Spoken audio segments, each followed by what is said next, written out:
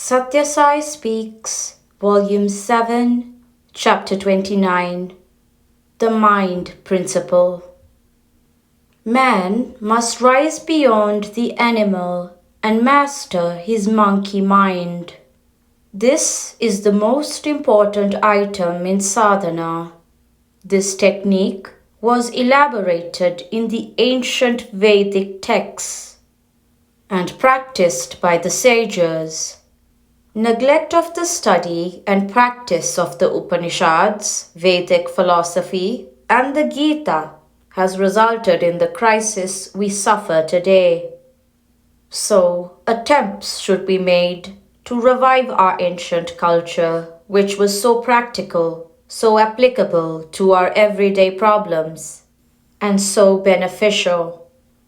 Now, there are many details about the mind that have to be remembered and many misconceptions that have to be ignored. What exactly are we doing with our minds? In how many different ways are we harmed by the activities of the mind?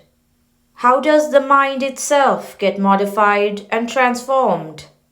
One has to study these and free oneself from the sovereignty of the mind.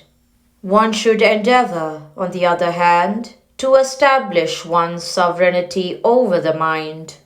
Then alone is this life worthwhile. Else, it is a colossal waste. Grasp this Maya and, in an instant, the postulate of mind is seen as illusion. You can know the I principle. When this I is not cognized, how can you answer the query, who are you? You are not the name or label fixed on your material body. Yaleppa, Ramappa, or Lakshmanappa.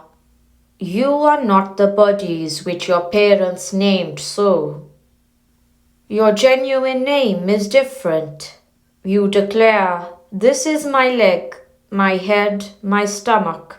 But who is this I that possesses these? Discover who this I is. Understand that the I is not the body. When this is realized as a true fact, it follows that I is not the sense nor the mind. So the I is the resident of this body, whose residence gives all these their validity and value. That is to say, I is the breath. Illusion is the effect of the mind. So long as breath resides, there is no death. So long as there is current flowing, the bulb illumines. When the current does not flow, there is no light. You attach importance to the coming and going of the light in the bulb. You do not observe that the current is ever flowing. The connection is broken, that is all. The body is a bulb. When the current flows through it, the parts inside it are activated and function effectively. The breath is the current. The breath is I. The Vedas rely on three categories: direct, indirect, and inferential. But there is a fourth also, Shabda, the sound. Soham, Soham, Soham. This means I am Brahman. I am Brahman. So you are not a jiva, individual soul, or a deha, body. You are Brahman, the universal, eternal, unchanging. The illusion you are now hugging, that you, with this reality of Brahman as your core and substance, are only this particular body bearing this particular name. This is what is referred to as Maya, worldly illusion. That is the effect of the mind. The mind has no special individuality. It has no innate, inherent capabilities. All its powers of mischief are activated and multiplied by man himself. It is agitated by the winds of delusion that blow on it. Now, here is a piece of cloth, though it is just an assortment of yarn. Some yarns are in this direction, and some are in the other direction. And so the cloth was created. If we pull out the yarns one by one, there will remain nothing of the cloth.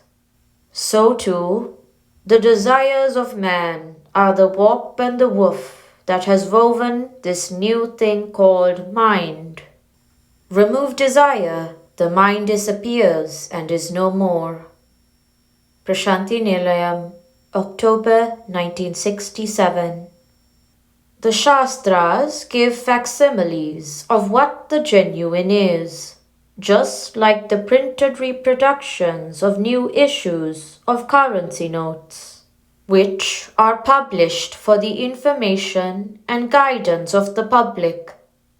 You cannot cut out that bit of paper and use it to buy things. You can only use it as a standard and say that if the note used is different, it is counterfeit. So also the Shastras lay down the standards. What is unshastric is counterfeit conduct. Sri Sathya Sai Baba.